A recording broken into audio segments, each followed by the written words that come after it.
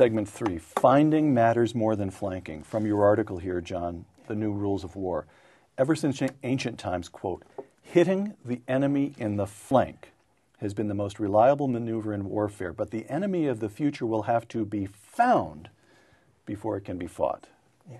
Explain that in a few sentences. Well, look, there's over 24 wars going on around the world today. They're all insurgencies or guerrilla wars or protracted periods of terrorism. And every country where they're fighting, they're vastly outnumbered by the security forces there, police and military. But the problem is you can't find them. And if you can't find them, you can't fight them. Okay, so what you make the point in this article that as we moved north to Baghdad, the Iraqi army, 400,000 strong, just disappeared.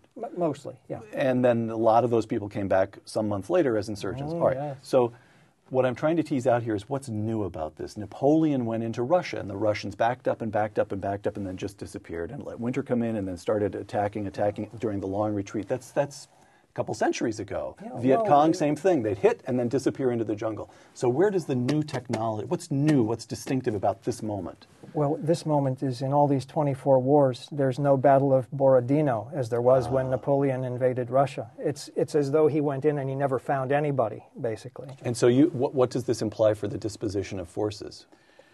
Well, we've reached a point now in the world, given 12 battle carrier groups and this amazingly lethal conventional forces, that it's very hard. Maybe China will change it, but for the near future, people are not willing to have a traditional Western conventional. The last person who tried it was like a turkey at Thanksgiving, Saddam Hussein in '91, and an open flame, he was just obliterated, and Milosevic as well. So the question is, we're not going to get too lucky. We're not going to find an idiot like Milosevic or Saddam. Doesn't mean we don't need those forces. We do. But the enemy has understood throughout 2,500 years there's a formula, a menu to checking conventional Western military power. You can take weapons from the West, be parasitical, IEDs, everything in there is, you couldn't get a Taliban scientist to design any of those components. They're all parasitical. Taliban scientist is a contradiction. Anti-war movements at home. Michael Moore was worth in a division, or you could, not him, but Cindy Sheehan in that movement. Or getting France to vote against us in the UN, dividing the West. Or asymmetry, as we talked. You get a guy who's emailing his son every night back in Kansas, and he's an Army colonel, and he gets killed. In human terms, it's still a moral loss, but the way that each side will reckon that loss, the $250,000 for the BA, all of the accoutrements that get that Army guy up. So what we're seeing in this complex world is that more and more, and this has happened throughout history with the Macedonians or Romans, the Crusaders, there's people who do not want to fight a Western type of war because they understand where it leads. Superior discipline, organization, firepower will destroy them. And they find ways, and they start a challenge and response cycle. And then the West has to come up and say, you know what, we're going to have a conventional military, but we're going to have to divert some of our resources. And that's where the argument goes to counter the counter response. You mentioned China. He did it, not me. Mm-hmm. So now let's just go ahead.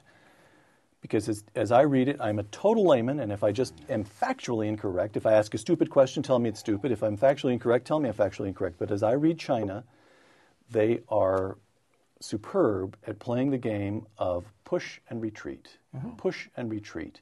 Sure. Diplomatically, militarily, they'll rattle their sabers across the Strait of Taiwan from Taiwan, and we send a carrier group through that strait, and they back up. The next day they go twice as far than they did the day before. Exactly. So what has finding matters more than flanking, or small and fast versus big and slow, what has that got to do with China?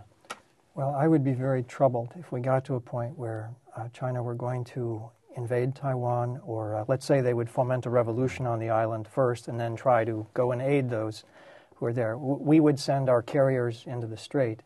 And let me tell you, they wouldn't begin this process unless they had a ready array of the small and the many. That is, these brilliant minds. The Chinese would not. Oh, yes, they're building a small and many navy right now. As Victor said, they're not building our kind of navy.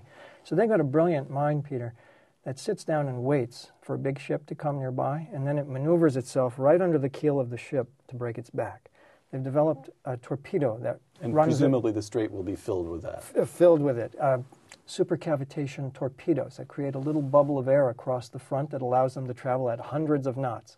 No countermeasure to that. Supersonic Hundreds of knots? Hundreds of knots. Hundreds of knots. No countermeasure. That's like bullet speed underwater. And a little bit less, but yeah, fast. real fast. And then supersonic anti-ship missiles, which are bullet plus speed. So they're building a capability for that.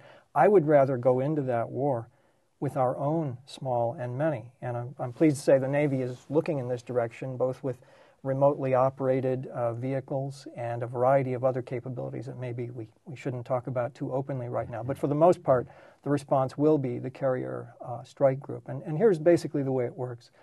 An aircraft carrier strike group has about 90% of its cost dedicated to defending the carrier, about 10% to strike. One platform is so expensive and so crucial. $5 billion for the carrier and $20 billion well, for the new all ones will be ships. about $10 billion each. $20 billion for the group. Yeah, it's incredibly expensive and increasingly vulnerable, and everyone realizes this.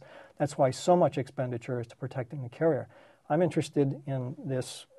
If you get to small and many and think about the finding capability, then you're talking about engaging and protecting Taiwan in a very different sort of way. I think the goal would be the same, right? We have a commitment not to allow that country to be overrun. How we do it, I think, can be far more efficiently, and we can do it far more militarily effectively. And I think China, it's good you raised the subject of China because they are going to be a profoundly improved military power in the coming decades.